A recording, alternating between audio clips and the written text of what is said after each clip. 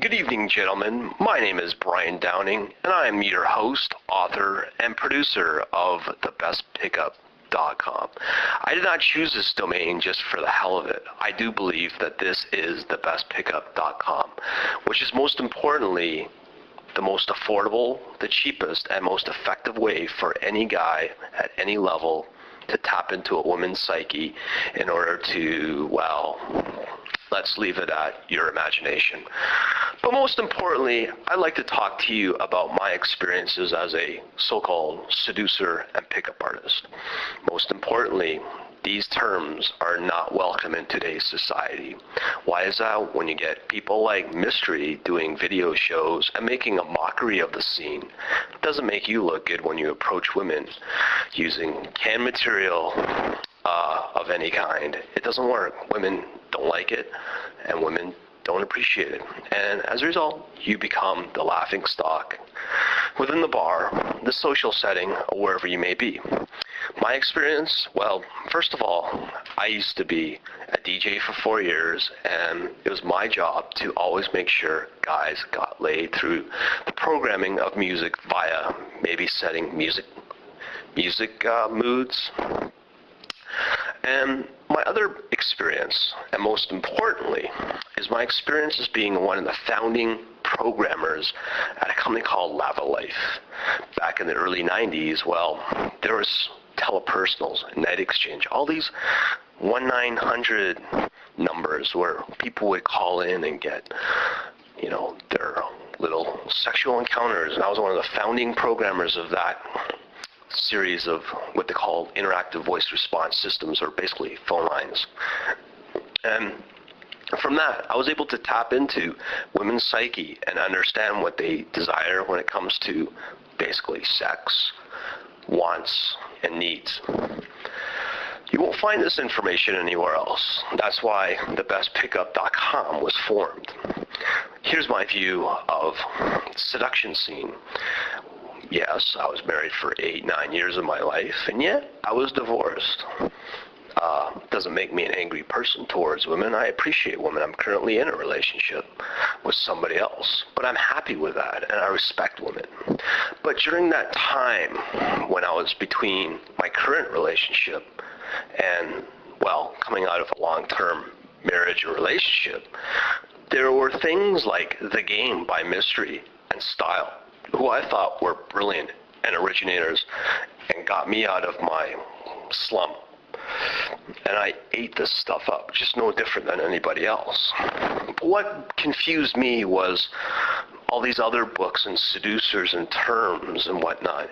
It got to a point where I got overload, and I started overanalyzing things. I started becoming a shy guy. I wasn't functioning. I wasn't becoming who I wanted to become. Then we have, of course, the layers.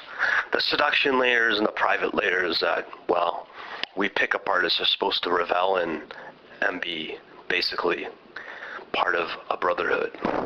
My experience with the local home base where I'm from, Toronto, was somewhat of a joke.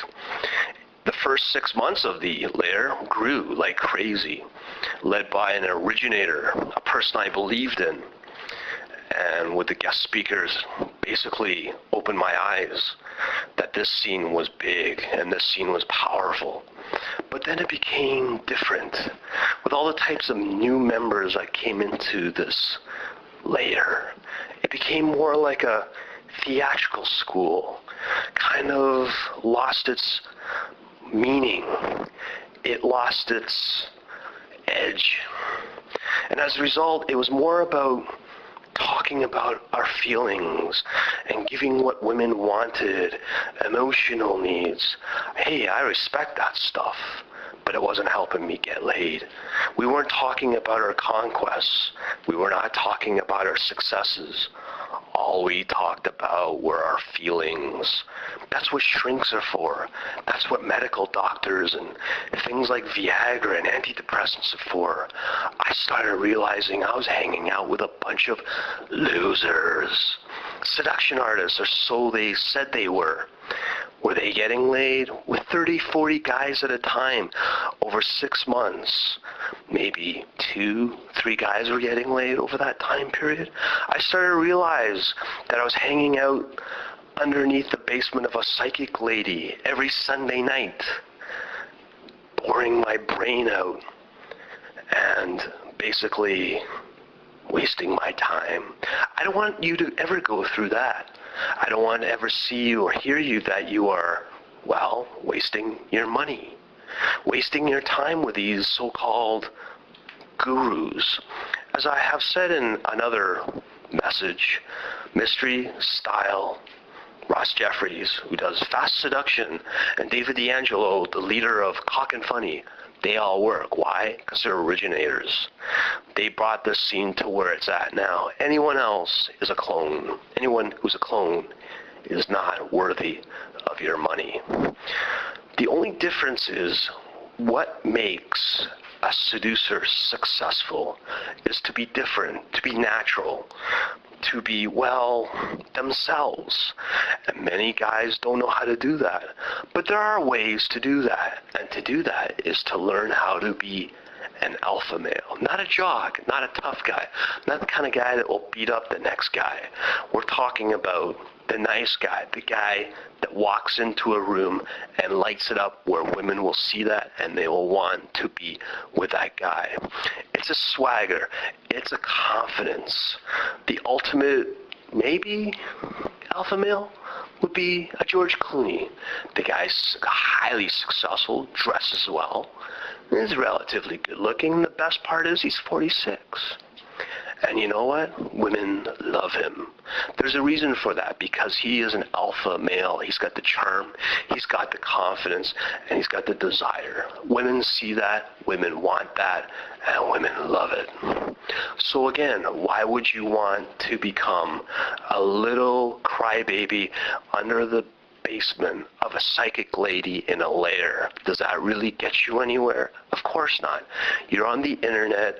You make your own decisions. You don't need to tell people what you do. You do not need to be embarrassed by any of this information. Why? Because no one needs to know. Only you. That's all I need to say, and that's what an alpha male is. So get your instant alpha male book and audiobook series later.